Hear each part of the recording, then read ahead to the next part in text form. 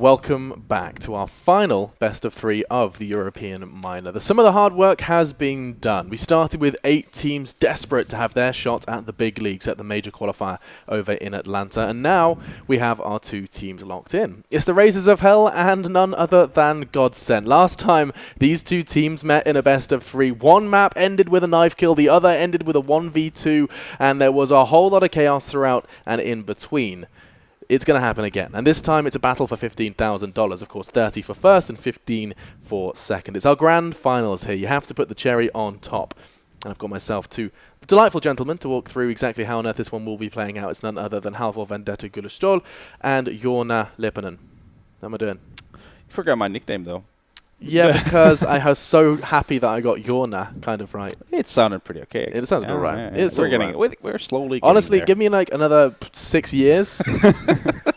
Nailing these names. But I can say Hellraisers and Godsent, and I can say your first name, Halvor, and you can tell me, with Hellraisers now perhaps coming into this one a little bit fresher than Godsent, I mean, it's safe to say we can summarize what we did just witness right in the important one, getting to that major qualifier. It's happened, Godsent did it, but I mean, they had to sweat. They definitely had to sweat. I guess you could talk about the fact that, well, the big weight off their on their shoulders is lifted. Yes. So they can go into this game. Obviously, you're playing for $15,000, which is not chump change. So obviously, you can't really relax in that sense. But the main goal has been accomplished. So for Godsent, they don't have to stress about the fact that they might make a mistake this round. They don't necessarily have to go instantly to tilt mode, and that's going to be a big benefit from them. So I think that's going to be more of a positive than the fact that they just had to play a really stressful best of 3.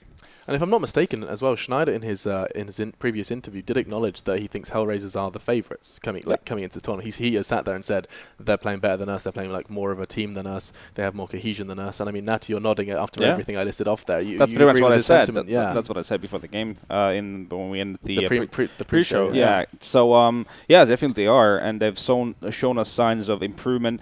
Gradually getting better through the tournament as well. I think they obviously didn't start great. They lost to ENS and then they had to scrape through the first to beat Heroic in the best of 3 and then ENS in the best of 3 to first even get through the groups. But they've been gradually becoming better in this tournament. And I think the best they play was effectively against Godsent, because we could really see them having thought into the things they were doing. Like there were actual strategies being actual executes coming in. And that's something that we don't get to say a lot about Hellraisers usually. And obviously Angel, after clinching their spot yesterday, had an interview with Angel TV, and the first line in the interview is like, well, it was asked, why do you think you're doing better as a team and individually? Because that's when we said that Hellraisers had a bit of a slow start, but one thing that's been consistent throughout the tournament is Angel. True. And he was asked, well, why is things going so much better for you? And he was like, well, I finally stopped treating CS as just a fun thing, and now I look at it as work. So now I'm actually thinking about what I'm doing. He did not. He did 100% pen to paper. And that explains so much about Angel. Barring any really weird translation issues, that's exactly what he said. I'm not treating it like fun anymore. It's a job. Okay, but it explains so much about Angel as well, because he's one of the most head-shaking players we've had, who's actually found a lot of success as well. And you don't understand like why he goes from these extreme variables from being, potentially, a top player, in the world, to just looking like he has no idea what he's doing on a Counter-Strike server. Well, he certainly, from the span of round to round. He certainly did look like he knew what he was doing when they picked up some of those wins. We can actually look at the bracket, of course, for the playoffs. Both teams, both Hellraisers and Godsent, did fall into the lowers, but they got here. And you can see that it was indeed a Godsent who managed to pick Epsilon up in the first of the winners bracket. Following that, they did fall to Hellraisers the last time these 2 teams met. So it's a bit of a grudge match. There's no doubt Godsent would have had a much easier time getting to that major qualifier had they picked up that win. Now, after doing it the hard way, a full 3 maps versus their Swedish rivals Epsilon, they get to do it, but this time for just some moolah, the Skrilla, the good stuff. Yeah, and I think it's going to be a lot about how does Godsent approach the game in the sense of how do they process the win they just had over Epsilon and kind of getting into that position where they wanted to get, as in having that spot in the major qualifier. Yeah. I mean, there's 2 ways about it. One is that it's a massive relief, and everyone's just going to shut off and start thinking about just getting back home and start practicing towards the major qualifier. Or the other one is let's have some fun, let's play a great game, and then you'll see some explosive, silly stuff happening. Everyone individually just picking up their pace. Excuse me, Angel has just said He's no longer. It's all no longer about fun. He's treating it like, you know, a 9 to 5. He's treating it like a job, and suddenly we've seen a drastic improvement of him and his team. So let's have a quick look at Hellraisers.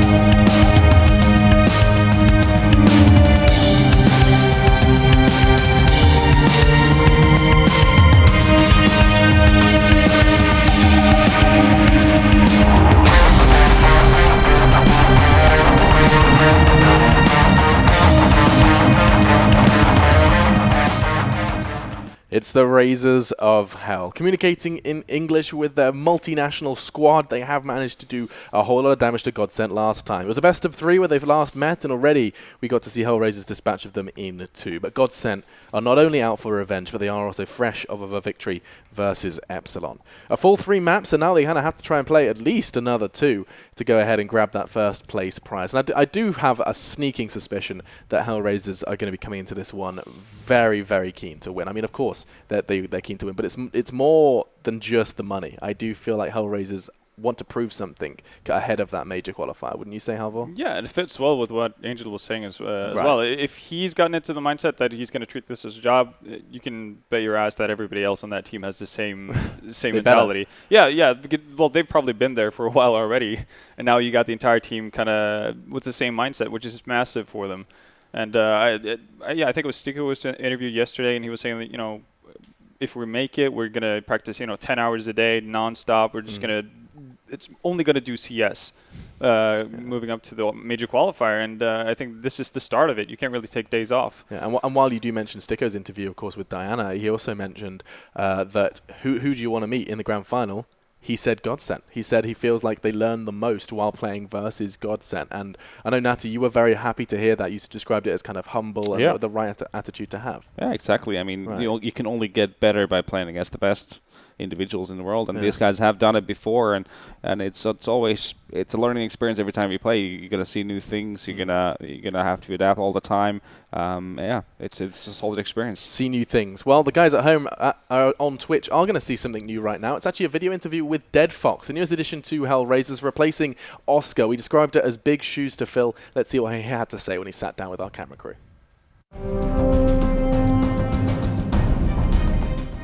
Playing like Counter-Strike for like 8 years now, pretty much. I started with Source and started competitively for, I don't know, like in 2000 something, 2010 I think. Pretty early, I guess. Yeah, I just love playing Counter-Strike. Hellraisers found me. Like, I was playing in Escape, we played against them in PGL also, like the last qualification. In August, I think, I had to say no for them because I was still in Escape, I was loyal and stuff. But then Escape, just, I don't know, we part ways, and I contacted Angel after that I'm a free agent now, so they can try me if they want still. And he said, yeah, let's try that. I'm a calm player, yeah, I would say, and I also can be aggressive and defensive at any time. It's pretty, I don't know, like in Escape we never did like this stress before this constructed stuffs. We just, I don't know, played together, I guess. But in Hellraisers we have a lot of rounds, and I place in rounds, of course.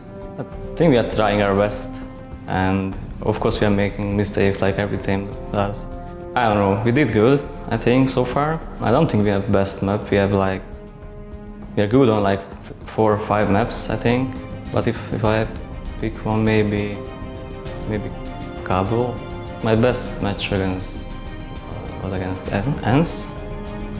I don't know, I felt it, I was pumped up. I think Godsent Reps will win the final because they had a pretty good match against each other. Like, it was so close overtimes, all the 3 maps, like 16-14. So yeah, Godsent Reps won. I may be cheering for Epsilon because of Barbar, like, he was my teammate. After this LAN, we're gonna have a little break because family stuff. And after that, we're gonna work hard, watch our demos, see what we did well or not well, of course, and yeah, fix them. And there he is, ready to go up against not only the odds, but against Godsent. He has seemed to have not ignited Hellraisers, but it does seem like the general consensus is that he's enabled them to be both more consistent and more comfortable. I think that's the big one. Yeah, I think they're more of a cohesive unit right now. It Yeah. seemed like before it used to be an Oscar show for obvious reasons because he's a superstar kind of a player that you kind of want to build your game around. But now it's more about all the 5 players and trying to make something more together. So that is great for all of them. I think they might even like feel better right now playing together than they did previously, just because of the fact that it's not so much about one individual and making plays for him, but instead everyone's super involved in the outcome of every round. Absolutely. Even going as far as to say Cobble is their best map after beating Godsent on it. And that's right, it is a rematch versus Godsent, and we should probably introduce them one last time. We've been following the Swedes for an awfully long time. Let's meet Godsent.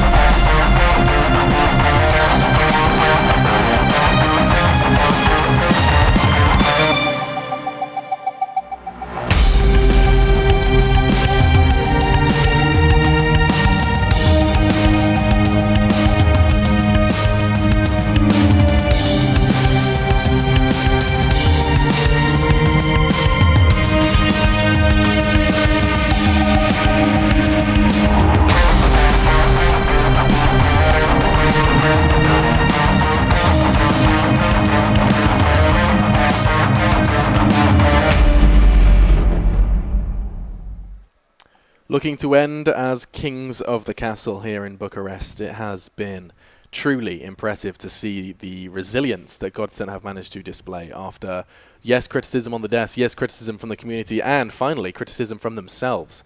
Actually, at one point stating that they don't even believe, or at least one of their players didn't believe that they deserved the win. I think I've even seen Lekro, Pronax, the likes of the majority of that team at one point or another have highlighted that they are not satisfied with their performance. And with all of that said, they're in the grand final. Yeah, doesn't happen all the time, does it? It's like, I mean, they're not stupid, obviously. They're going to recognize the issues they have, and it is the way it is. They're still obviously very raw when it comes to implementing Lekro into their game, and obviously they're trying to new things, trying to have him in the front lines, and it's a lot of work ahead of him. I mean, they've picked to play a certain style that just really needs the players to be in the right state of mind to be hitting shots, and I think they need another layer into it, and it'll take a bit of time for them to be able to implement that. Oh, they have about a month. That's all the time they get.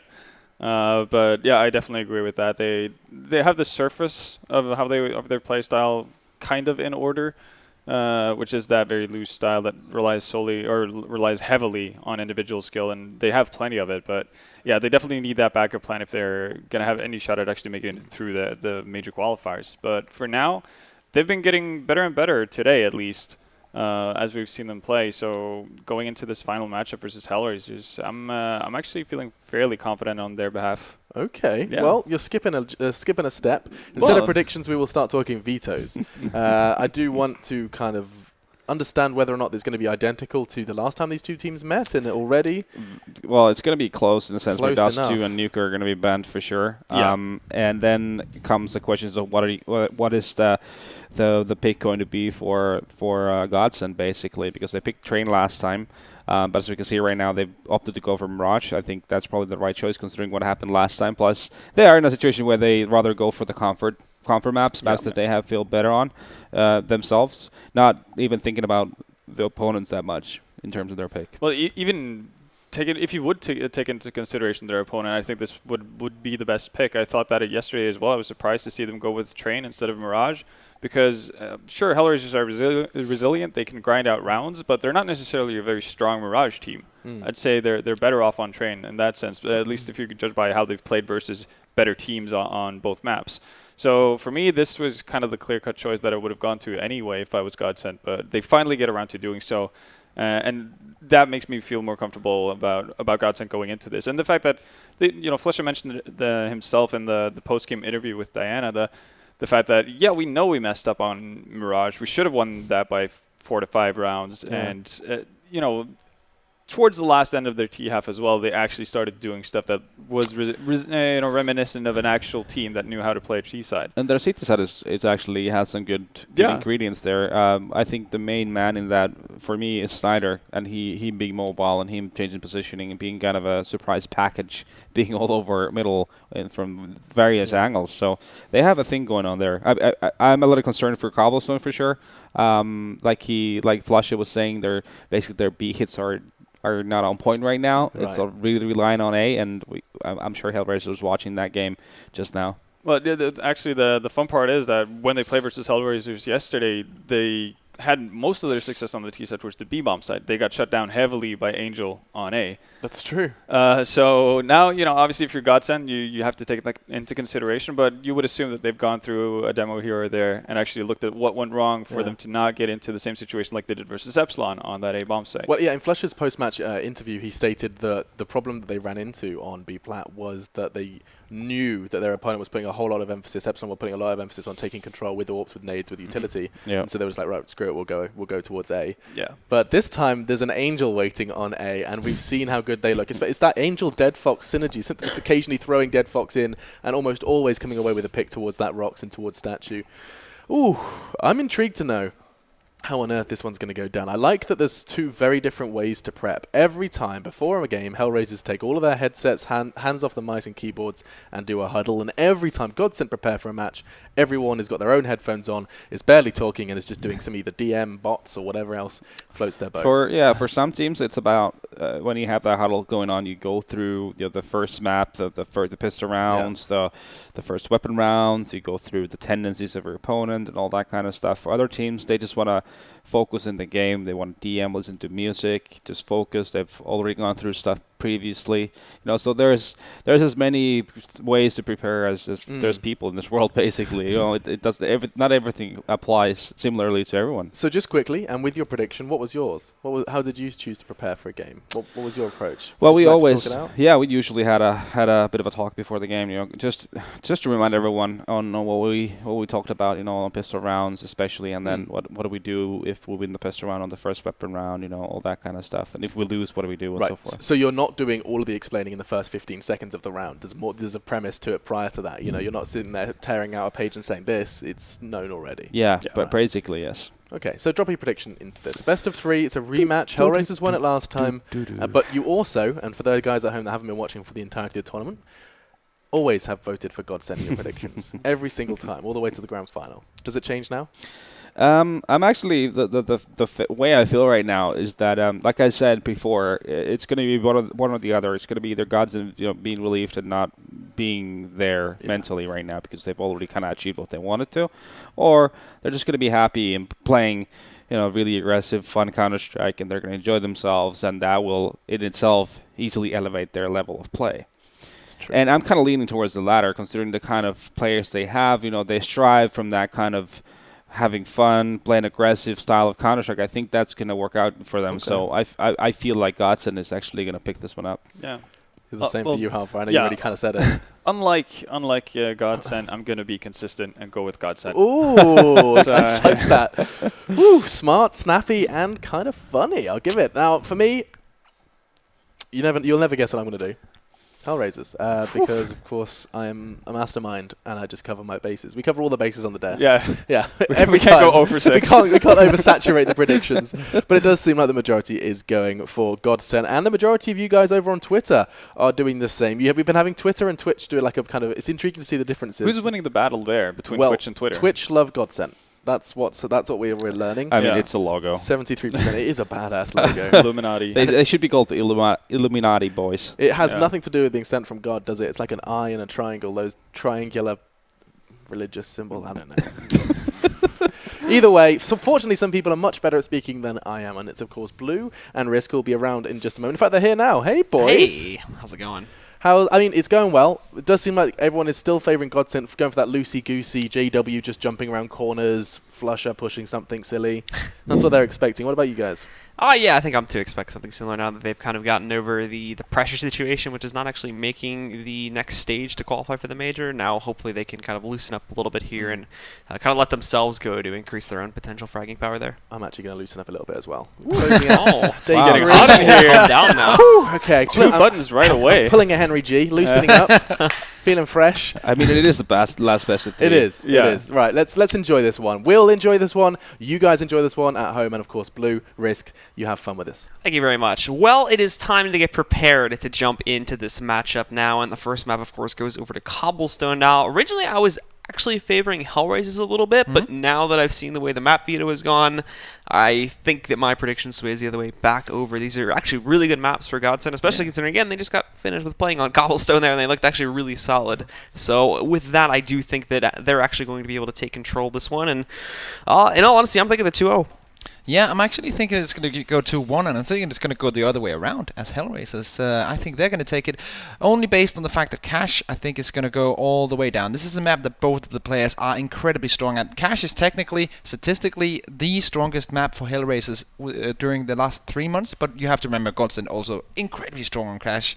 But I think Hellraisers, they have the last 5% to grab that. But I do agree in the sentiment with, of course, Godsent now. The pressure is off them. What was really their problem was all this pressure and them being forced into a situation where they were every single round they were questioning their own mistakes and their own plays, and now they can have fun. And when JW especially has fun, it shows. Yeah, and there was we could very visibly tell that too among our breaks here between the games when the players were going in. They looked very distraught amongst the course of that last set there, especially after losing control of that first map like we saw. They were definitely kind of beating themselves up over it. So hopefully now things are going to be a little bit lighter, a little bit more fun, and they're going to be feeling a little bit better about their potential play style now as we get ready to jump into Cobblestone. For Hellraisers, though, the analysis desk brought up quite a bit, and I think that there's a lot to admire about them too. Like we said, the Dead Fox and the Angel combo, and specifically just Angel as an individual, was looking incredibly strong yesterday, and I feel like that's going to be something that carries over into pretty much all the maps as well. So definitely want to be keeping an eye on that. Yeah, definitely. I think this is going to be a very interesting game. We did see, of course, a very interesting game when they met up in the last time. It also was 2-0 for Hellraisers, but it was a very interesting 2-0. It was a very close 2-0, and I think we're going to see the same thing. And also we're going to see some flashy Counter-Strike, because Godsent are just going to go out and fire on all cylinders to go for the crazy plays. And I know all the guys at home, they want to see the flashy plays. Sometimes they think that the boring tactical plays, it's not entertaining, but you'll get both now, because you'll get a very, very strong strategical Hellraisers. So the guys wanting to view that, you can view that. The guys wanting to go for the flashy plays and just JW, just no-scoping everywhere, you'll get that as well. So this is the perfect final for everyone, for the players, for us, and for everyone at home. I hope we get more of jumping through smoke and knifing JW in this match. He was doing that on the first couple of days. Yeah. I think he tried to do it once today. Someone tried to knife someone through a smoke or something. I forget if it was him or it was Flusha, but someone's been playing around with that for the past 2 days, and we saw that fall off, of course. It was serious business today, but maybe that comes back now. This set's going to be set as a little bit of a lesser implications tied to it. So here we go. Pistol round underway as Godsent take on Hellraisers in the grand final of the European Minor. Who will come out on top? Who will get the $30,000? Actually quite fun that we're not using euros now within Europe, but still US dollars. It's Valve. They're an American developer. Yeah. They give out the money from America, so I gotta be using those American bucks. Yeah, get some freedom. So anyway, Hellraisers pushing their way up pretty quickly here towards the ramp. Lecro, though, spotting some of it, and Pronex, but no kills at all. There's Pronex finally with the first pickup there, but Angel responding in kind. Back over in the alleyway, he's found Lecro.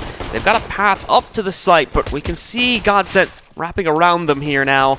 And they close positions up on the platform itself. JW, though, back into the mix. Finds Dead Fox there. Does some great damage with the bonding and also knows the position. So Flush is able to dive down, and with JW pushing in for that last kill, we'll see them actually closing it up pretty nicely there. Hellraisers, unfortunately, not going to find the plant, so no third round bye going to be in their future as of this moment anyway. Yeah, let's see here how they will tackle this next one. Surely there's going to be a force up from them. Some Tech 9s perhaps, maybe drop down into that B bomb side and get something going. That's probably going to be their plan of attack. So let's jump into the next one and see how it goes between these two. Of course, the thing they're fighting for is straight in the middle of this shot. It is the trophy as well, with the $30,000 these two teams are competing for. Trophy's floating, guys. Did you see that? It's It's a freaky trophy. Yeah. Floats in midair. Well, it's a nice trophy. So, of course, trophies are getting more and more of a thing. I remember way back in the day when I started casting, when in 2012, when there was nothing for CSGO. There were no trophies, there were no medals, there were like a 5,000 prize purse for the entire event. And now we're here. You'd probably play for your own hotels and everything too. Oh, I wasn't even at the event, mate. I was at home in my bedroom casting DreamHack Valencia. Code TV boys. That's how it is. But we are a long way from that right now. We are in 2016 on the brink of going to the 2017 major as well. And this is, of course, to find out who's going to be, well, the number one representative for Europe. You already found out who's coming, the two teams from Europe. Who's going to be the number one? Number one representative that isn't already in qualification status anyway. Granted, there's quite a few other teams vying for that title that, they've already got their slot. So. And we got a lot of European representatives. Like Fnatic. Like Fnatic. They're like Astralis. We have a lot. European CS, man. That's how we roll. Well, Hellraisers here now on to that second round. Actually, not too surprised by this. They don't go for the full forced up investment. If they can get the plan, of course, they can still try and actually go for that third round buy if they want to, but I'm a bit surprised to not see like a smoke or anything like that. Still just taking it light.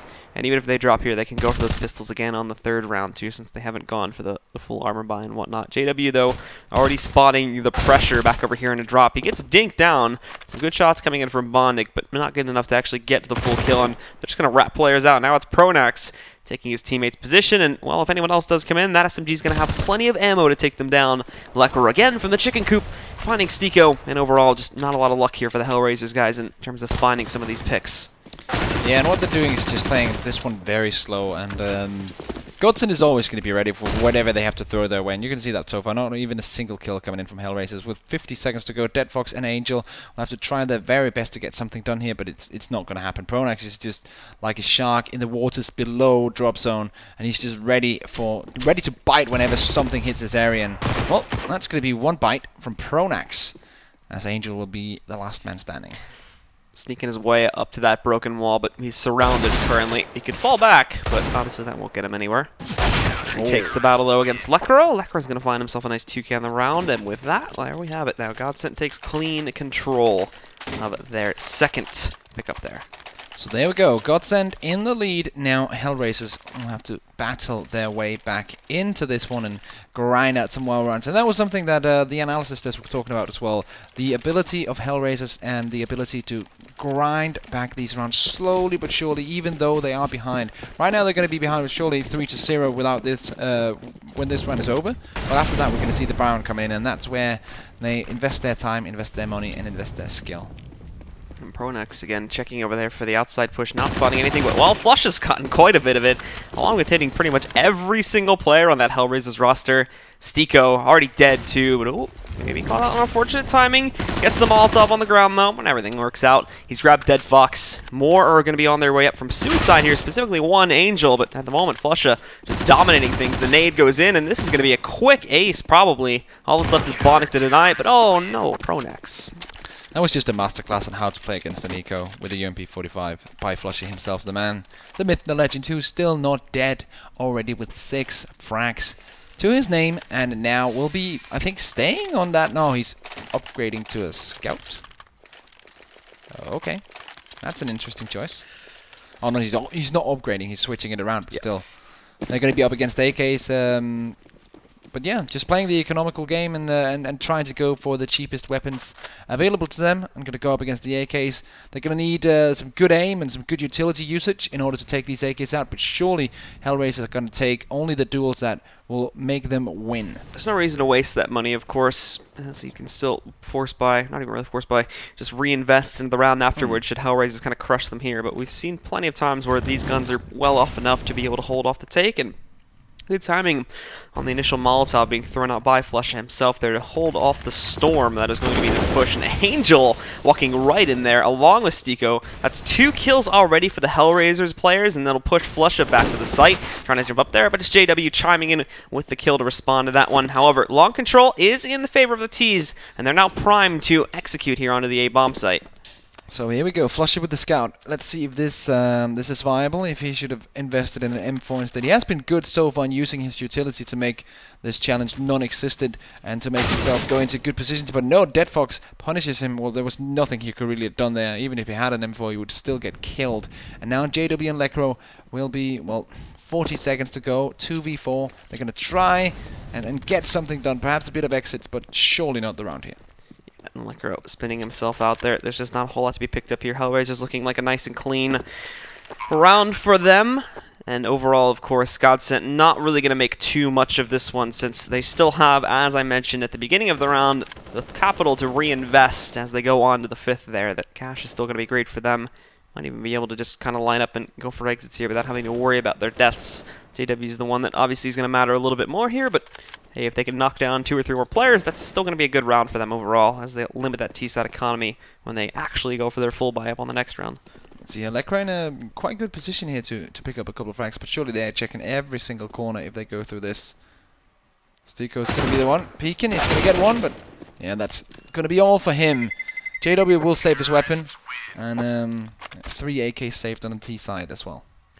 Hellraisers finding that first round, of course, but as we see the rebuys go in, brings the money down rather low, and Godsent, of course, well, their full buy is on the way. See some of these guys on their rebuys, like 8,800 on Flusha. They've even got enough to go for a double op setup, so this is still a really good situation for them. And that round was a bit of a wash, of course, since they were still working with like the scouts and SMGs. Now is when we get to the real party. Yeah, this is going to be the real round to determine how these guys are going to play in the remaining parts of this first half. We're going to see who's going to come out on top, who's the strongest, and if the AKs are going to be enough to tackle this combination of double up setup and 3 M4s coming out. And oh, from Angel early on takes down JW, playing that drop room. Knocking him down, and now hunting for more too, but Schneider moving in there, finding a nice position, is able to catch the trade out into the open to look for more, and he gets it. They can't get themselves beyond this platform all of a sudden. Bondic finding that first and second pickups gives them the opportunity to turn it around now, but this is shaky. They still have Schneider sitting up just below the site itself, ready to punish anyone that pushes out, but Hellraisers are going to play this back now, moving away from the site, working their way back here, and also flashing it out to prevent anybody from following them. They're not headed to the halls, but this could still go multiple ways. Let's wait and see where they decide to go. A lot of utility still on the Hellraisers players. Bondic only with a single flashbang, but a smoke and a Molotov with Dead Fox, and that could be crucial in locking down those positions where the CTs come rushing in when they're doing the retake. Flashbang, of course, on Bondic could come in huge later in the round.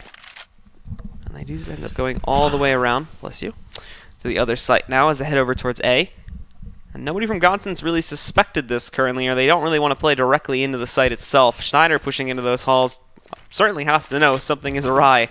But obviously the delay in rotation from Flusha will make sense, considering that he needs to give Schneider the time to line up that flank anyway. But due to Hellraiser's slow pace, that time will be allotted. They're just now putting the bomb on the ground, and Schneider's already in the mid-connector, getting ready to push up the T-ramp, and also having Flusha here in the mini-shed. They're ready to re-engage, but both of the remaining HR players are sitting up on the platform. Trying to fall back a little bit here into the open, but not catching anything. Godsent just clearing out the usual spots here, but Flusha pushing up slowly. That's a lot of room being given, and Hellraiser's trying to play this back-to-back. This could be just a pure spray down if someone lines this up properly. There's the first player being spotted. Flusha trying to transfer. Gets Bondic down to 26 HP. Not the full kill yet, but Bondic moving up. He's going to try to creep onto these guys. The first one, thankfully, Godsent both peek it together, and with Schneider up on top, he'll finalize things there and put a fourth one up on the board for Godsent. So there we go, 4-1 for Godsent, looking really, really good so far on this CT side on DE Cobblestone.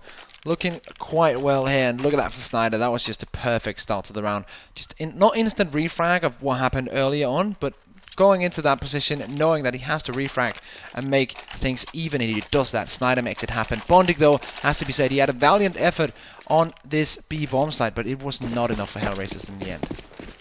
And Hellraisers now back up to another buy. That one saving grace they do have, of course, is that they were allowed to kind of run through that one round against Godsent, so they have the buy still in check for them. But smokes, only 2 across the entire team. One of them just being used right there.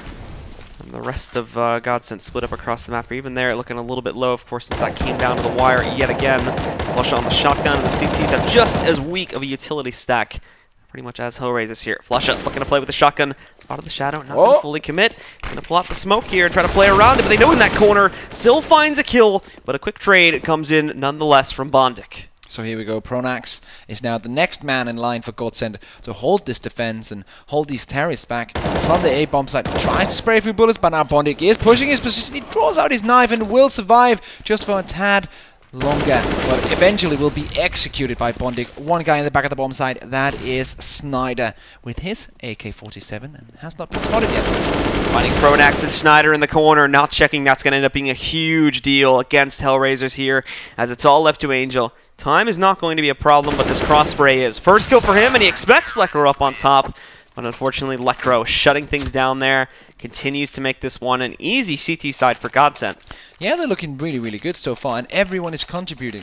Pronax is behind 2 frags, but that doesn't really matter. They're in the lead 5-1, and well, the star players are playing like star players. Flush is on 8 frags. JW is falling fine as well on 5-2. On the other side of Hellraisers, we just seen Angel once again. We talked about the analysts talked a lot about him in that pre-game show, but he is also showing up for his team despite them only being on 1 round in total. So again here at the beginning, Hellraisers not really doing anything special, despite the fact that they're on the eco. There's a pattern that develops with some teams where normally on these eco rounds here we would see them kind of just go directly for these hits and try to play a lot more fast pace, but not all the teams with the European minor seem to be subscribing. They still kind of play into what they would normally do on a basic round here. And Lekro dinked so low, but even able to spin around and get that kill. Has a teammate coming in to bail him out a little bit there, and then this combined with the earlier kill on the shotgun from JW has pretty much killed all of the hope from Hellraisers here. Angel may be able to sneak in the surprise with that 1 kill that you can see on the pip now, but he's having some trouble with it. They've got him down super low here. And just a couple more. There you go. Plusha, he's going to be able to finish off the job. So it's just Bondik now with the bomb in the bot mid connector. Yeah, Godsent looking really nice right now, about to go 6-1 against Hellraisers, and my prediction is well, slowly sinking into deep and murky waters, along with Hellraiser's dreams of securing their 30k here in the first place at the U minor, as Bondik goes down as well. So Godsent up 6-1 here, and I'm kind of struggling to find out what Hellraisers really need to do here in order to bring it back, because Godsent are just playing well. It almost seems like a huge weight was lifted off their shoulders. Now they can play freely again. About a 2-ton weight for I'm going to be scientifically accurate about that one there. I mean, it was being talked about, and I oversold it yesterday when I forgot that we had that new format and there was the double elimination. I was like, oh, their legacy is ended and all that. Obviously I messed up there, but just to consider that that was a thing there, that okay, they're not even going to qualify for the minor itself. There was this tweet from Lurpus, so okay, what if Flusha just calls this team a complete a washout and just ends up going over to FaZe or something like that. There's so many scenarios that could have happened should they have actually lost that previous map there, and I imagine all of that was going through the thoughts of those players themselves. So many things to consider there. But now they've gotten over that. They've got their spot at the next LAN. That's still a month away. Now they can focus on just fragging out and playing good CS here. JW is going to have himself some good CS. Finds Stiko on the counter boost. Almost loses the duel. Stiko kind of freaks out a bit though, and he is able to recover, pick up that kill. Yeah, and to continue that conversation, we might see some frags here, so we'll just go through that. First, Dead Fox and Zero actually get a couple of frags left, right, and center here. Snyder in a good position in the corner, though. Has seen Angel, decides not to fire any bullets, but let's see here. Angel sees now and picks him up. Great round by Angel, but to continue the conversation, Godsent, they're one of these teams, and I think a lot of people who just watch CS don't really understand the whole mental games as well.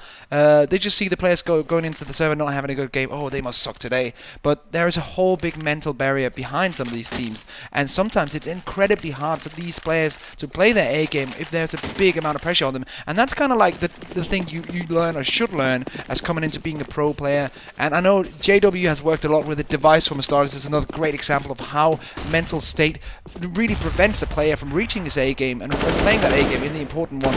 So it is a huge, huge factor. And as we see now, there's no pressure on Godsent. They can play their normal game, they can play for fun, and it's working out. However, once more at the beginning of this one, Hellraisers splitting up into the default here. Nothing really creative being done. Hoping they can catch an aggressive Godsent moving up. Actually, for the most part, they've been rather restrained. They have the normal aggressive positions like with Flusha back over there out on long, and he's obviously down on the CZ, but he's more of an early warning system than anything. Yeah. If they decide to push out towards there and take control, and obviously if they start shuffling through the mid connector, he's going to be able to hear that too from up there. So just trying to detect if they end up kicking this over to A, and, well, it seems they've done enough to draw the attention of Schneider. But Pronax, they got the one and only player here. Now it's left to just 2 to defend this bomb site, though, and 1 is in drop, and he's perfectly flashed out. JW getting eliminated by Bondic here, but Lekro, it's up to him to save the day yet again for Godsent, and it's just not going to work out. Schneider actually finding quite a few kills here. Gets 2 more before finally going down to Dead Fox. Flusha, we'll see if he can pull off this 1v2 with a CZ. So tosses that flash over to make the terrorist focus on the other way around. That works pretty much. And he goes for the second one, almost gets that one. Actually takes Dead Fox down to 62, so that was really a well-played run. And once again, we see Flusha in the clutch scenarios. He knows exactly what to do, despite him being with a CZ and only a flashbang against 2 fully brought up AKs. Throws a Flake Flash, takes the position, takes the first frag, very close to getting that second one as well, but in the end it loses out. So there we go again, and you can see there a little bit of frustration starting to develop there on the Hellraisers players. Dead Fox catching that last kill at the very least saves them, but now we have to see again if they can keep things consistent. The good news is that these rounds have been very close. Yeah. So in theory, at least, this round should be rather straightforward. Yeah, so let's see here. Full eco pretty much. 157 on Snyder. That is the only investment coming in from Godsent this round. JW just hugging the wall and see if he can make it work. Maybe they won't notice me here, but of course they notice.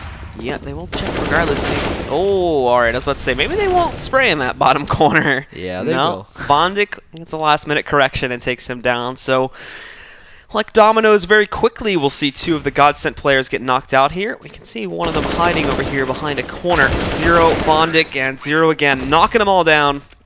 That's a quick clean one from Hellraisers to keep the scoreline close, but that single full save should put Godsent back up to enough cash to be able to reinvest, as we're seeing now. Unfortunately, due to utility reasons and other problems here, they're not going to get the op back.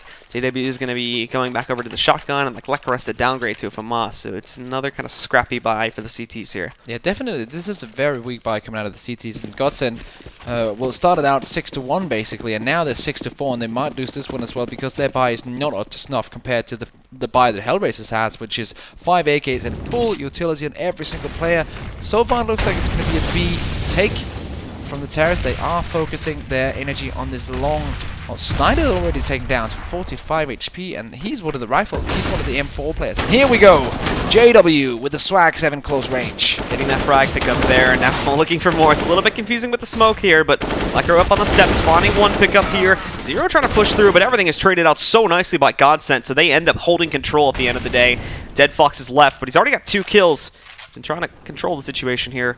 Now in the 1v2, out of utility completely. There may be like a flashbang or something on the ground that he can scavenge, but at the moment he only has that Molotov and already being challenged at multiple angles. The nade chucking him down to 28 HP. The Molotov he used, but the counter flash is perfect. Even if Flusha had gone enough out into the open there, he would not have been able to see him in that pursuit.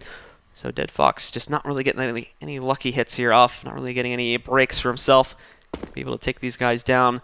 And as he creeps in, Godsent wait. Oh, nice one tap though, but thankfully Flush had repositioned a few moments ago, and that's the part he missed, and that's obviously where he's going to meet his doom. Yeah, and you said it perfectly, to be honest. The way that Godsent just won that round was by trade fragging. Lose a member, instantly there's a second Godsent guy who pops up, takes that frag into the back of the guy who's now focused on another angle. So Godsent constantly playing this trade frag CS, this revenge frag CS, and it's working out for them when they're holding these bomb site. They are in a 7-4 lead, but of course the money's looking okay on Hellraisers anyway, so they're going to be buying up here. Dead Fox on the AWP, full utility on all 5 players, so no worries, we're going to have another great round coming our way. Something we should note too is that actually I think towards the end of their set yesterday, Stiko was actually coming up here and was a pretty big player here for Hellraisers, but at the moment he's pretty silent, as you can see from the scoreboard there. We haven't had much of a contribution from him at all on this T side, and overall we have not been able to pitch in quite a bit there. So once more, Hellraisers primarily lined up outside of the B side and over towards drop. Multiple options still open, but Angel's track record in terms of actually, making enough of an impact to cause them to switch their hit up is quite low. So as they move in, JW's going to get boosted, but they can hear that one. And Bondic, he's close up. He'll punish that one, and Hellraisers get the first kill. Yeah, so here we go. Can they switch this first kill into an even bigger difference? And there we go, dropping down and taking out his enemies. And here goes Zero coming in from behind, though. This is actually a really good position from him. It's going to be 3 against 2. Lekro and Flusha only with the UMP 45s, and Lekro almost as dead as a rock. And talking about rocks, Flusha goes down by the rock. and 0 wins that one for Hellraisers. And there we go, right back at it now, and sequencing again. The Godsent, well, they've had a good CT side so far. Like I already mentioned, their actual ability to cleanly close out the rounds has not been the best. So the money itself still remains low. Almost every time they drop the rounds, they are forced onto these ecos, and this one in itself is going to be no exception. That was almost a statistical porn, as the headshot percentage on both players were 45.45%. That is just the statistics, or the odds of that happening is just incredible. So there we go, 75. Hopefully the rest of this game can be as incredible as that small statistic. Right now we do have the pistol round coming in. Of course, the pistol force here for Godsent coming in, as they do have invested into big armors, CZ75s and deagles all over the place, and also a couple of utility grenades coming in for the CTs. But it looks like an A hit is heating up here for the Hellraisers. Flusha sitting again here. Normally he's actually able to get quite a good amount of intel in terms of what exactly is being thrown to the spawn site, but on this one he actually doesn't catch it. He's playing a lot more passively, away from the A-long area after kind of going up towards suicide initially. Good Molotov, but okay, JW rounds it back and still manages to take out Angel there. JW now on 10 HP, so he's probably going to take a very defensive angle, or just actually play bait for one of his teammates, but we're going to find that out just in a second here. Pronax goes down, and that's not the one, and JW is in this angle, but they're of course going to pre-fire it and check it, because you usually do that. Flushy though in the smoke here, surely is going to pick up one at least. Oh, Stuko goes down to 29 HP, so that's not going to happen. Snyder with one as well. Stuko finally goes down, and Flushy goes for the double. He's not going to get it. He runs out. Oh, brings a knife to a gunfight, and he gets killed. And Lekro now 1v2. Dead Fox doesn't want to fight that way. So they'll bring it back down. Lekro though with this deagle, that's just the thing. Well, they spotted him now, so the chances have kind of gone down the drain a bit. But sneaking over here to the shed, they're going to be watching out for that one. The first op shot misses though. It lets him out of the shed, and he's expecting this peek on the right side currently. Unfortunately, it's going to be tough to match it. But now he's got an AK. And there we go, getting some great damage onto that first player. Switching out again there. Looks like it might have been a bit of an accident, but regardless, gets himself back behind cover, stays alive. He's done the damage to Dead Fox. Lekro now still trying to hunt down for Dead Fox there, spraying into it here, pushing up to the site, and unfortunately, Dead Fox will take him down. Trouble was finding Bondic there too. He played by cannons, which is a little bit of an unorthodox spot to play up. Kind of caught him off guard a bit. I actually like that, really like that. So he's just thinking, okay, it's a 1v2, I have Marado in stables, which is usually the position you want to play if you have an AWP. I need to play a very unorthodox, very not normal position in order to kind of like get in his head. And he sits by cannons and just waits. You actually see the aim of the CT player, Lekro, just, where is he, where is he? And he doesn't really realize before the AK starts firing, and then it's too late. Takes it over to the left, and then fortunately misses it at the last moment there. I think those cannons can like blend in really well with some of the T models too, so it can freak you out at times. It's like, oh crap, someone's hiding there. Dead Fox though punishing the early aggression from Godsent, specifically JW, trying to go up towards Broken Wall, gets knocked out. Because of the heavy A hits though from Hellraisers, there's a 3-man stack over on A, and this could be a huge problem because Bondic's like walking into view right now like, oh, it's perfectly open. There's no problems at all, and yeah, Angel spotting the other two on the flank. They've got this one secured. They should be able to walk in. Someone's going to obviously have to walk back and pick up the bomb, but with it being down to Flusha, it's not too big of a deal. This is nearly a flawless round from Hellraisers. So here we go. Flusha with the P250. 1v5 clutch to make, and yeah. His odds of completing this is probably in the, well, very low percentages. Around 0.05, I would say. Very statistical mind. And he will, of course, get completely eliminated, but does take one player down to 27 HP, so it wasn't that far away from a single kill. A statistical improbability, I believe would be the word. Yeah, you know how to Englando. Yeah. My first language, okay. So I get the bit of an advantage there over you. I could cast around in Danish, that'll be very interesting for everyone at home. Just confuse everyone, it's up to you. I could try Swedish as well. Probably a lot of Swedes sitting there watching their home team, but I would butcher their language. You just mix it up. Yeah, no worries. Just speak some gibberish for us. Go ahead. Throw a bit of gibberish? You want a Danish round? Either one. Make my day. Okay, so now we're going to have a little bit of a language lesson, as we do have the Danish play-by-play coming in. Så her ser vi simpelthen Lekro, der tager det første kill af Bondi, trækker sig faktisk helt tilbage nu, og står ret langt tilbage. Zero bliver helt sikkert taget ud her af Lekro, og med 2 kills nu allerede på kontoen, så er han altså på vej til at gøre et rigtig, rigtig godt stykke arbejde for at 12 Godsent. Og sidst men ikke mindst, så ryger Dead Fox fuldstændig ned i affaldstrakten. og Snyder ender runden sammen med Lekko, og det bliver altså Godsent, der tager den 8-7. Okay. Yeah, you did not expect that. I don't know why, but Danish sounds like German, but like someone choking on something. And that is exactly how every Swede and Norwegian says Danish sounds, and that is quite accurate. Quite accurate. It's a lot of like horrible language. noises Horrible in there. language. Sounds like you're like trying to whip up a spit or something. Yeah, that's why I switch over to English for casting, you know.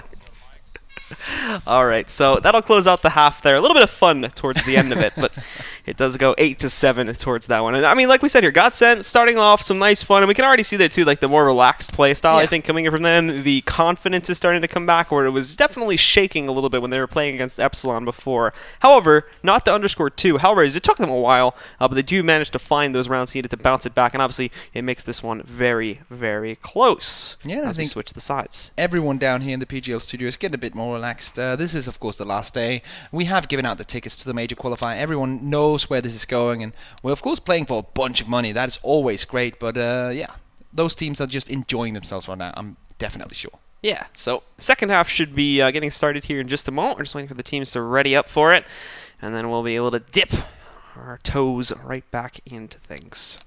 So we can certainly put our toes on it because we're not wearing shoes. That is true. So here we go. Gonna jump straight back into it between these two, Godsent and Hellraisers. Who's gonna go home with the first place check of $30,000? Who's gonna go home with just a half of it? 15 for second place, if I'm not mistaken. Yep, I think so. Yeah, that's true. 50,000 in total with the 5,000 to the third place, which of course is Epsilon. So everything checks out here in the PGL studios in Bucharest, Romania for the EU Minor, the grand final map 1. Thank you all for tuning in here and enjoying this great game of CS together with us today. Yeah, so 5,000 is like nothing nowadays. It's like chump change. And for some of these Epsilon players, of course, they have been to some big tournaments, but for some of them, it's still a decent amount. I mean, yeah, I'd like $5,000. Technically 1,000, but I'll take $1,000. Got some payments coming up. If anybody wants to leave a donation, let me know. Anyway. So here we go. Pistol round going to come in. Full dry run coming in from Godsent. They have 5 players only on Glocks with body armor as well. On the other side of Hellraisers, they do have a kit and 2 flashbangs on Dead Fox. Well, they split up across the map here, and mainly going to send the bomb over there towards long A. I like the plan, though, to make the noise here.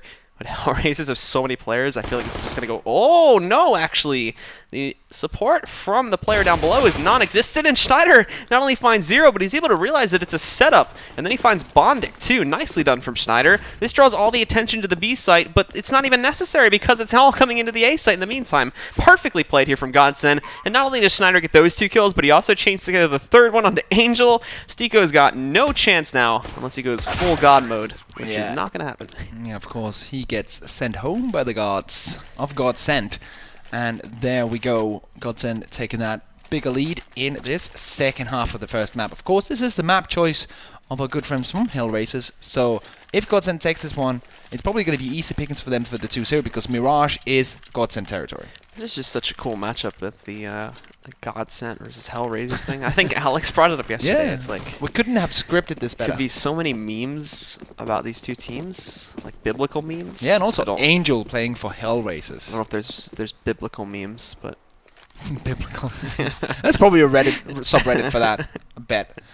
So probably is, to be honest. Could see some good stuff coming out of that. Dead Fox, he's going to push himself up onto the platform there. Finding Pronax early on. This is actually some good stuff from him, and he's going to stick around. You can see he was looking at it. He was considering falling back, but unfortunately overspace is welcome, and nobody's watching drop control at all. JW just drops right in there for 2 kills. Stiko finding one, just ripping Flusher apart with the Deagle. 2 more sitting in the back, and he almost gets a double kill with a single shot. You can see Lecker got hit by that bullet, but it only gets the 1 kill there. It's left to Angel now to clutch, and dropping in here, unless he checks directly to blow him.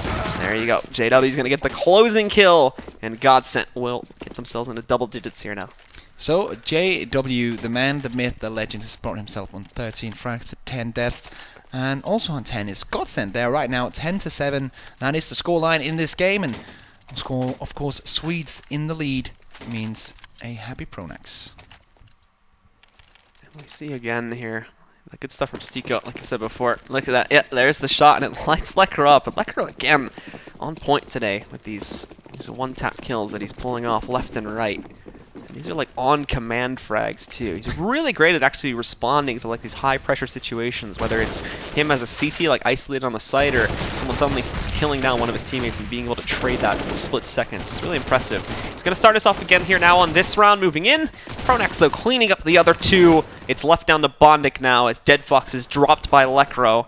And Bondic with just that USP. Oh, try to hang out and drop, but as he was trying to jump up onto the pallet there, JW walks in and intrudes on his exercise session.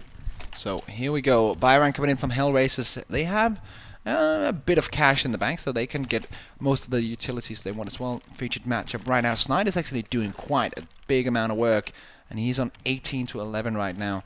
And that's quite fine for him. He's been up and down this weekend, to be honest. Sometimes he looks really on point, other times he looks dreadful. But now the weight has been lifted off his shoulders, and he can just frag freely and roam through the fields. And Lekro specifically here, if these guys go through with their aggressive push out towards long, he'll be waiting exactly for that. We can see the rest of Hellraisers here already getting challenged a bit. Stiko kind of eating a nade. Dead Fox catching Flusher though. A little bit further down there. He takes quite a bit of damage from it, down to 29 HP after that encounter. But still, hesitance across the map, really from both squads currently. Stiko moving in, though, with the smoke fading. Pronax, if Stiko stays up here, will be in a bit of a delicate spot when he either has to retreat or commit. So, JW looking to drop straight into the ground here, but no one is watching this area of the map, so if he gets down here, of course we do have Bondic on the other side. He'll hear when the drop happens, but he'll not be contesting that area. That means JW can make his way in towards that B bomb site if he wants, but he's just a bit iffy. Bondic here sitting down, making sure that if he drops in and jumps towards the connector, Bondic has him locked down, but if he goes the other way, there's no one really looking towards his position. Again, though, keeping it very quiet now. This is the T side we've come to know from that last set. They're holding back here. Stiko, 0, finding the first 2 kills. Schneider responding with one of his own, but ultimately it is a Hellraiser shutdown. Yeah. As the Godsent, for the most part, they try to kind of combine all of their prowess into one direct hit, and Hellraisers are just ready for that one. They try to explode out, and it's pretty much directly countered. And of course, Godsent did not have the ultimate weapon setup in that one, but now they do. They have ultimate weapon setup, almost 100% perfect utilities. JW, especially equipped with that AWP, gonna wreak some havoc all over the map if that is his role. We're gonna find out here what he wants to do. Usually, of course, just want to hold for any aggressive plays down in mid and through long A. That's the main role of the AWP in the first 20 to 30 seconds, and after that, when the kind of like the execute comes in, he's of course going to do the long range angles. But waiting around the corner here, thinking about it there at least, was going to be Dead Fox a moment ago. He dips out and tosses in the smoke. The timing on it's great. Godsent aren't really able to find or punish him all that much, and these guys are kind of stuck in the hay room right now until further notice, of course, when that smoke fades. Dead Fox certainly wants to challenge from here. He's got his teammate to kind of bail him out a bit from the mid connector, but even he's not fully committing, so actually Dead Fox doesn't decide to stick around on the suicide steps at all. Falls away from it. He's going to wrap back up here with his additional teammate, and will decide to play to defend the site, but no calls because they've been so passive about this. They don't really know what's coming their way currently, so you still have those 3 guys fully committed, and they just let Schneider get himself in a drop for free. So there's that wedge being driven, and this is going to be dangerous now. Schneider's even got his first kill, so they could sell a possible B hit in theory right now. Yeah, definitely. They can sell a B hit, and they can rotate Schneider, well, into connector if he doesn't die. But look at that, Dead Fox with the deadly position. Picks up 1, picks up 2, not the 3rd though. Lekro takes him down from his pedestal. And with that kill going their way here too, there is a chance for Hellraiser to defend. Godsent been very slow in the follow-up. There's going to be Angel catching JW, and with 0 knocking out Lekro. Hellraisers pick up another one now. And they find their 9th round here, just 2 more behind Godsent. It's always the T side. They were looking great at it back against Epsilon there, but once again struggling to find a footing here in this second half. So, 2-round advantage to Godsent, and they will be forced into a full pistol round. Schneider on full armor and a P250 is probably going to be their biggest chance of getting something done, but surely Hellraiser is going to pick this one up and almost tie us up. Let's see here. Dead Fox for the aggressive plays, takes out Pronax, and that's a good start. And the rest of the team probably also coming his way. Also, Angel down in middle, just holding the angles, sees some legs, and well, this will be the call that the push is going to come towards A. And they move themselves up and around the corner. Dead Fox waiting, but oh, the missed shot. However, Angel's here, lines him up. He's going to get 2 for himself. The last 2 here from Godsent will try to push in. Schneider fighting Dead Fox, and they've got Angel down at 9 HP. A toss of grenade, though, brings Schneider down very low, but not low enough, apparently, for Bondic. Schneider's going to get that kill, leaps in, and he almost gets an additional pickup here. It's down to Flusha, but he's got it into a 1v2, and he's got a very low Angel. Oh, diving back into the alleyway. He gets that final shot. All that's left is Stiko, but Stiko's close by. He doesn't know this yet. He's going to be able to circumnavigate back down the suicide steps, cut him off here if need be. Actually, doesn't look like he's got the shot. No, you can hear the bullets whizzing by. Now Flusha knows where Stiko is. He's whipped at a big chance to close out on this round, and all of a sudden Flusha racing him over here. Let's see where Flusha even goes. He's gone into drop. Stiko's going to be close by. It may not even necessarily be a safe plant. Finds him on the cross there, but it seems like he, just barely misses his chance to get up and behind cover there on the site. Stiko's going to take it down, and Hellraisers now within 1 round of tying things up. Yeah, Flusha's got a good little run there. Good little session going. Some cardio going, yeah. Cardio, yeah. He's probably doing all right now. Nice little jogger on the map. Yeah, no worries. Didn't get the bomb down in the end, though, so no reward in the end for him. And but those 2 shots, look at that. Sends Angel straight to hell. Well, you can't get him when you're out in the open. Might as well take a shot behind cover, I guess. Takes Angel down. But at the end of the day, Hellraisers still end up closing it out. And now, of course, we get into a more interesting bit of this half, the gun round. Let's take a look and see this one to decide a tie or continued advantage for Godsent for the next couple of rounds. Let's see here, Bondic putting down the close range smoke and holding the drop zone from a more defensive posture. Actually, already now, Tarek's going in towards the bomb side, and Dead Fox is there with the AWP, though. Takes down Pronax, and, well, goes for the second one, but Godsent is the one to answer. 2 frags in a row for them. Schneider and Lecker with those being picked up there, too. Lecker, again, has been great at actually finding those entries over there, along with Schneider, too. Schneider's been really good at drop position specifically. Flusha, though, moving in. We see JW pushing himself out, but it's after Angel and Stiko have just picked up 2 kills. With Schneider being as lit as he is, Stiko has the chance again now to clutch, just like he did in the last round, but aggressively moving in there. JW finds him, does some great damage. He's got sight control. It's a bit of a reverse scenario from what we're normally used to right now in Stiko. He's going to move in there, gets himself some even more damage onto JW, brings him down low. He won't want to commit to this defuse yet. He wants both these kills. That nade's going to land directly to his side, brings him to 34 HP, but he lines up the headshot as well against JW to close out the round. 2 clutches in a row from Stiko. Last one being a 1v1, and now this time the 2v1. Yeah, and a couple of rounds ago you were saying that Stiko was being, he was not being loud enough. He was not really doing well, and he's heard that now, Blue. He's heard what you said. Yeah, he's back. He's back now.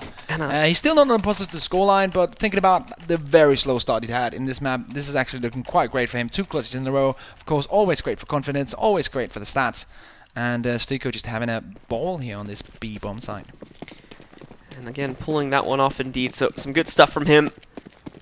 Stiko finding that stride that he needed to make sure Hellraisers continued their comeback and were able to try and attain a lead. However, they're not over the hump yet. Still having the tie here. And now Godsent still having one more buy up their sleeve. All AKs with armor. Mainly just smokes for the T's, though. Only 1 flashbang sitting on Schneider. And Stiko sitting on the suicide steps. Waits for the peek from Flusha. What Flusha does, as Flusha normally does, picks up the 2 headshot kills. Not expecting the second player over in the hay room, which is to be understood. Of course, we will see Dead Fox get the trade onto that one. Now Botnik rotating up. There's a player waiting for him as he goes back down those steps. Schneider going to try to just leap around the corner. Finishes off the job on a Dead Fox, and it's left to 0 here now in a 1v3. Yeah, Zero knows that he cannot clutch this, though. He's going to run away and hope for some exit frags and hope to bring that FAMAS and small armor into the next round here. And Godsent on the other side, going to look to bring those 3 AKs into the next one as well. No utility really to spare, and they're going to put that bomb down and just, yeah, they know this one is pretty much a one by now. They're just holding the angles, making sure that he cannot surprise them on any level at all, and then when there's 5 to 10 seconds to go on the bomb, they'll just start rotating out and maybe even send one out to scout for him and see if they can find him before the time's run out, but probably not. But this will mean that Godsent once again takes the lead, and I was about to say it, that means that Hellraisers need some time to think. And they called the timeout just as well. 0 is going to delay this now as he just backs away, looking to save the rifle, of course. But bomb's eventually going to blow up here, and Hellraisers need that moment to discuss things. Godsent taking the initiative, finally picking up another round for themselves here.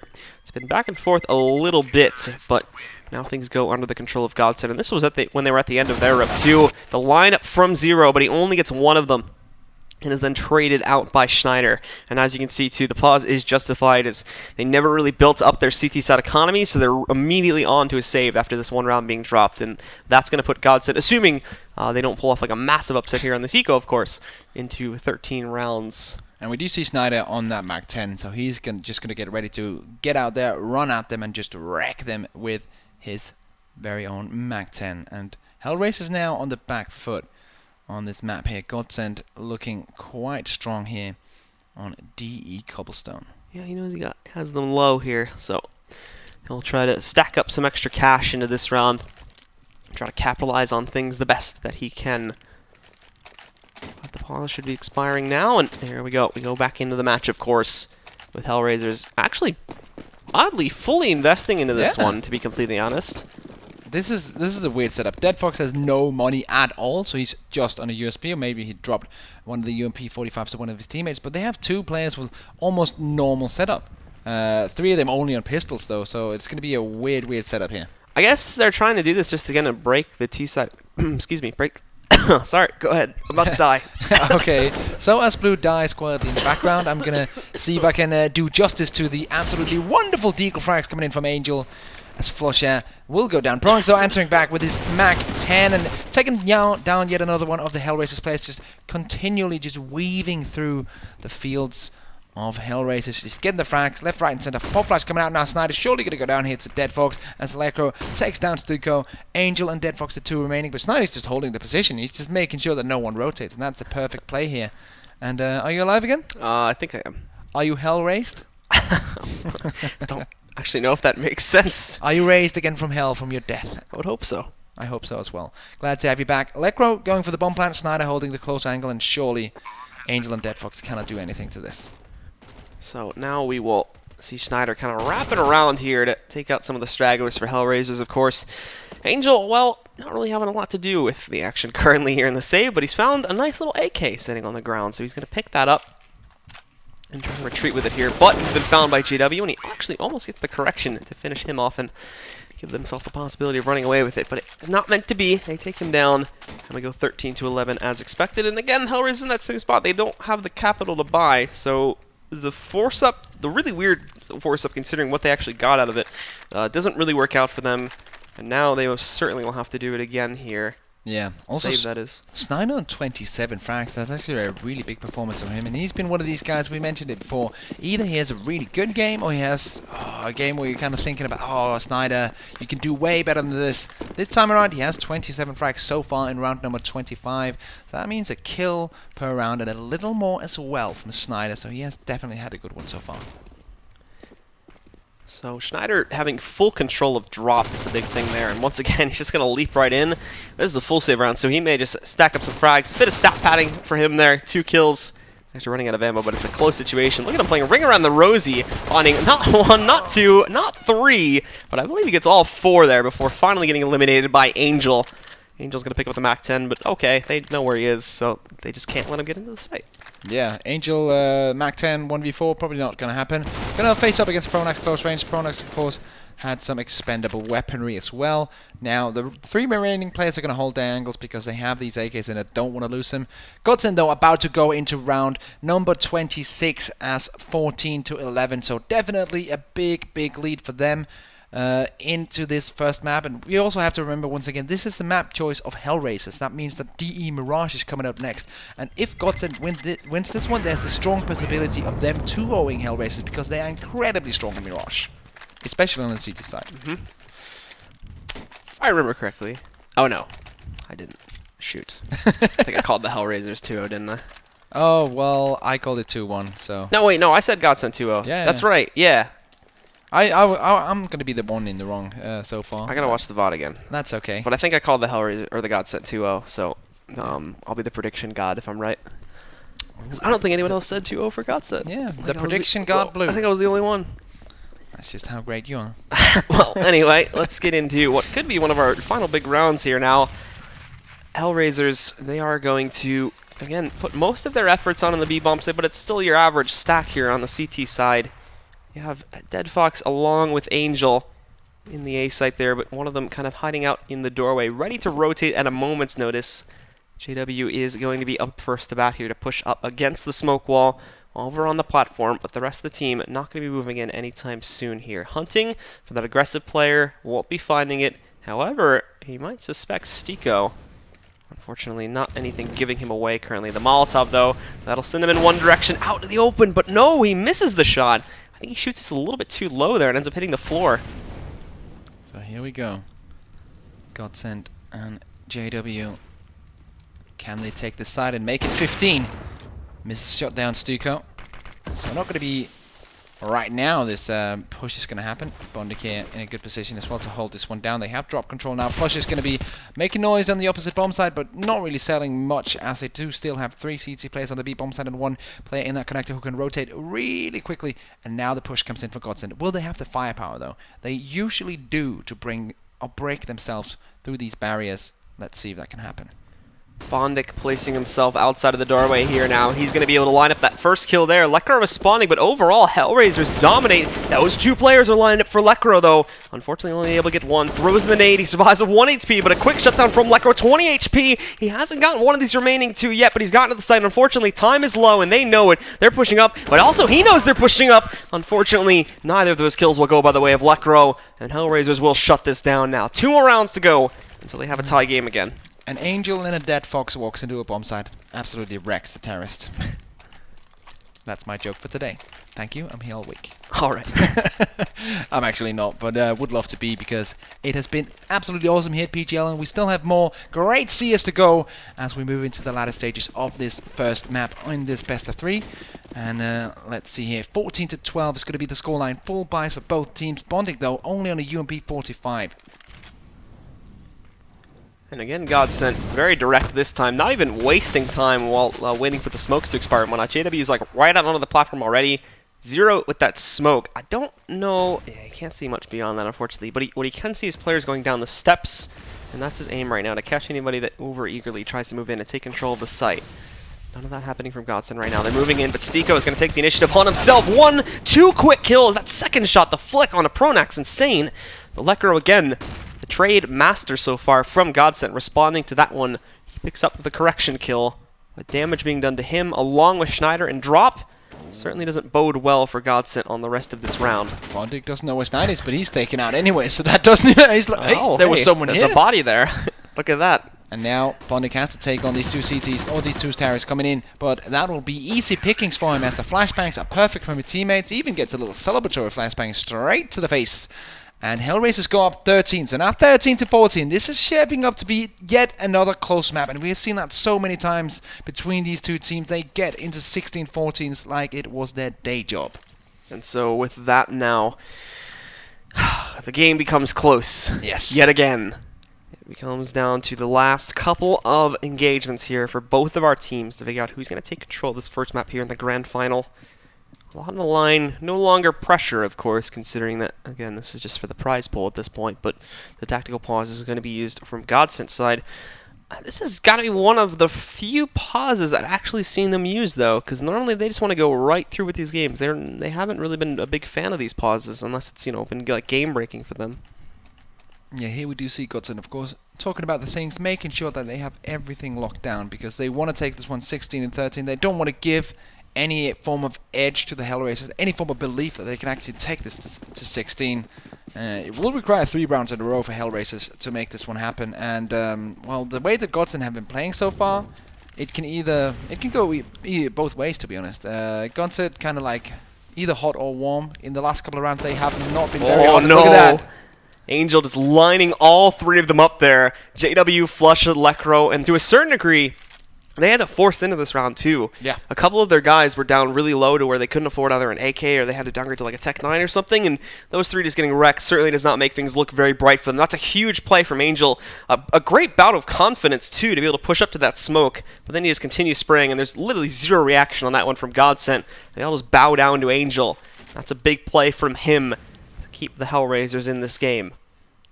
So here we go, Pronax and Snyder up against 5 Hellraisers players. And this one is going to be a tough one. 1 minute remaining. Pronax is just looking at the other way. He's actually not really... Well, he's holding the angle, of course, but he's not really moving apart from that. So you could imagine that there's some communication going on as well from Pronax, of course, the in-game leader, while this is happening. He's talking to the teammates, okay, this was not good enough. We need to do something different for the next round. We're probably going to have 2 AKs and some utility, because it's not looking like they're going for this one. Snyder, of course, just to see if he can find any free frags because of his position, but let's see here. Just going for the frag here, but this is actually quite risky. Bomb is still on the back of Pronax, and he's just waiting. He's not doing anything. Tapping away, but here comes Bondic on the backside.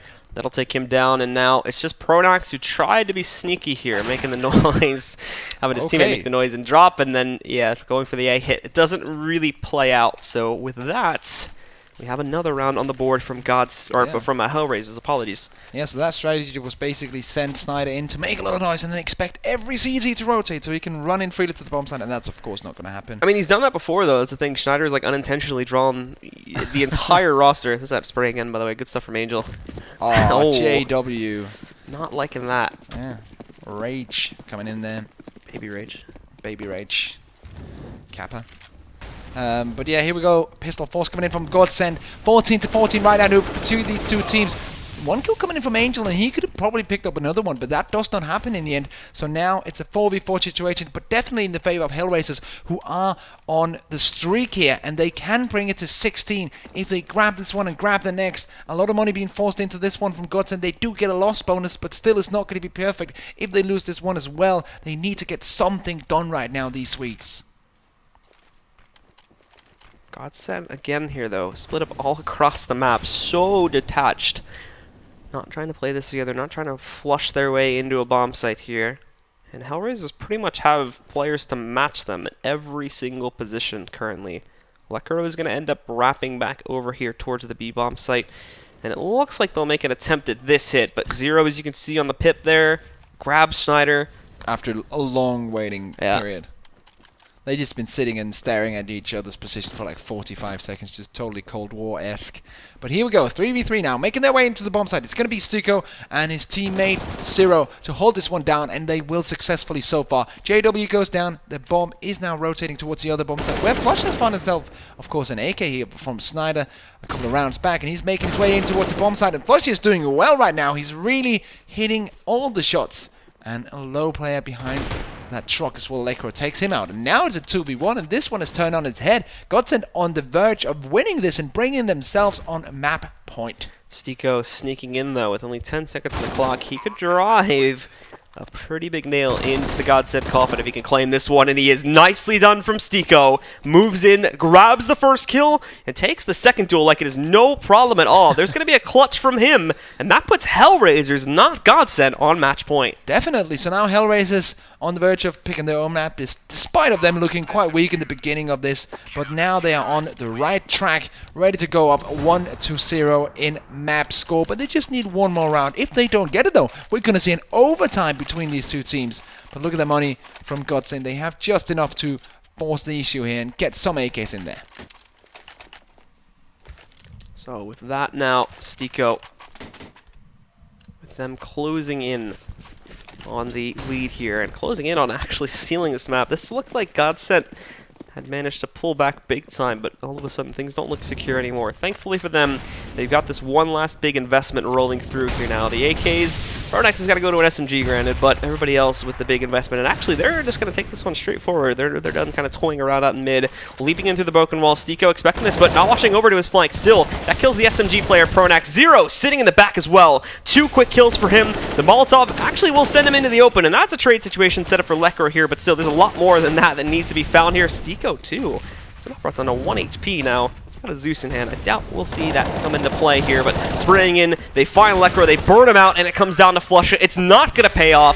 Hellraisers steal this map out of the hands of Godsent, and they go up 1-0 here in the final. And just as we saw in that winner bracket finals, where Hellraisers took the win over Godsent last time and booked themselves in for the major qualifiers, Angel to end it off with 2 frags on that B bomb site, steal it away 16-14. The exact same story as we saw first time around, and Godsent now have to be wondering, oh, we could have gotten that. We could have been so much closer to the $30,000, but now we're not. Now we're on the back foot. We are going into map 2, being down a map, and, well, Hellraisers, they are looking most likely to win. My prediction got wrecked. Yes, get wrecked, Blue. Get wrecked. Feels bad, man. All right, guys. Well, we have the analyst desk waiting for us, of course. Let's bring them into the picture and bring them into the conversation Hello. of what just happened there. Hey. So, Ike predicted Hellraisers, and we got it. So, what do you have to say about that one, Halvor, Nasu? Well, what can you say about that one? No, yeah, you're right. Then again, I will say it was a pretty solid effort from Godsent for the better part of it. Yeah. It wasn't like this was a flawed map from their side, but it is probably like Dead Fox mentioned in his Dead who? Dead Fox mentioned. Let's clarify what that second word is there. Like he mentioned in his pregame interview, the fact that Cobble is probably their strongest map. Yeah. So going in, further on into the series, I don't think Godsent should be hanging their heads low by any means. I mean, we've already discussed that they're not hanging their heads low. Yeah. However, guys, Blue, Risk will be back for the second. Thank you so much. Potentially one more map to go, but we did see Hellraisers close it out again. So, I mean, they've got a pretty damn good success rate on Cobblestone. It was if Dead Fox, he was pushed in the interview to highlight which map he did. Oh, I thought we brought up the predictions again. I was going to get really excited. No, just like a little reminder.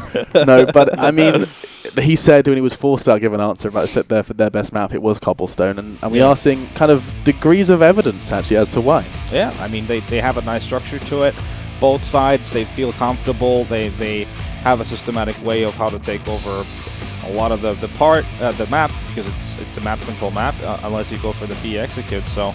Yeah, they definitely, even though it did obviously seemed towards the tail end that Godsent was going to get away with it and then potentially have that potential 2-0 this series, Hellraisers really showing some resilience and coming back into it.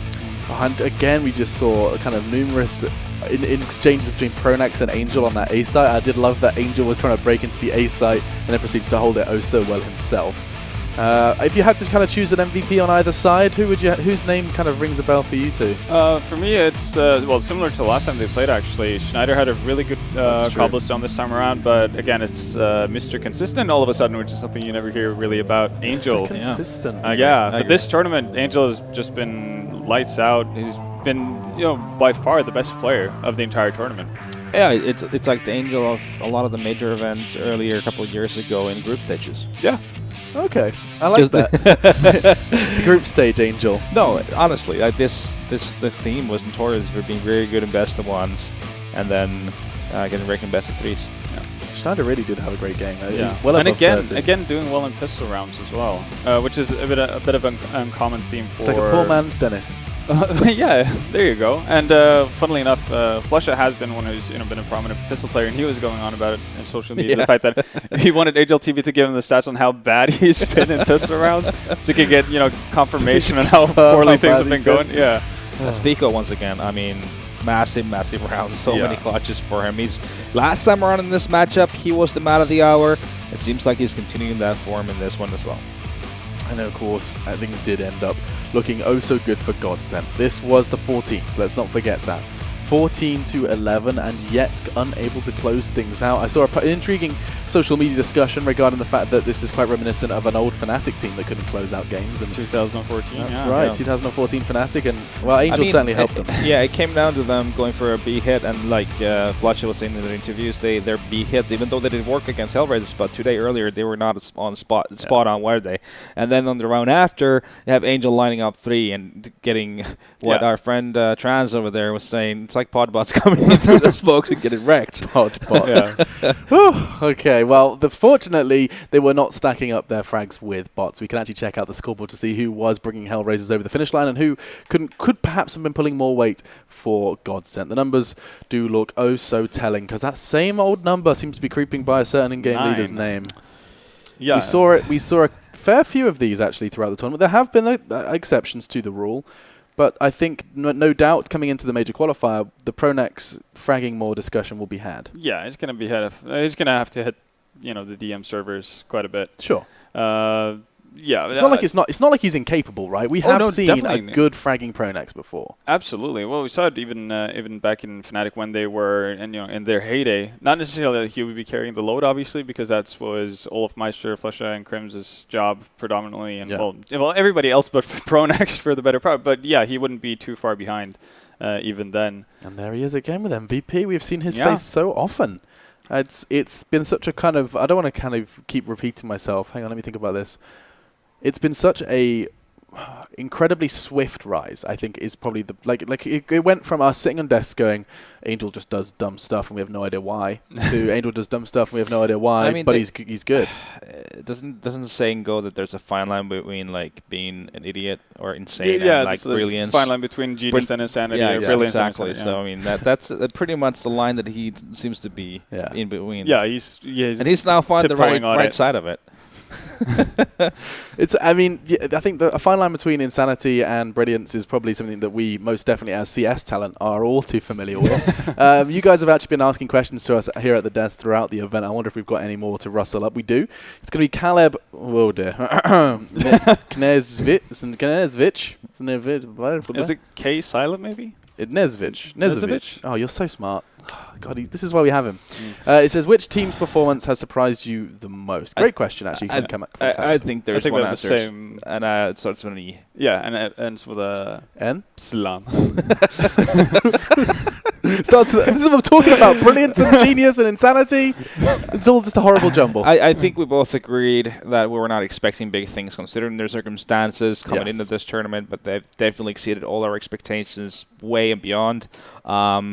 Like the guys from Godsent were tweeting social media how there's these new kids are coming in, they're going to be big stars. I think that too. I think there's some new talent here being bred in Epsilon that going to be in a new year, maybe a couple of years latest, going to be a part of potential superstars in Sweden. Yeah, and it kind of goes to show that Draken's interview with Angel TV wasn't just hyperbole.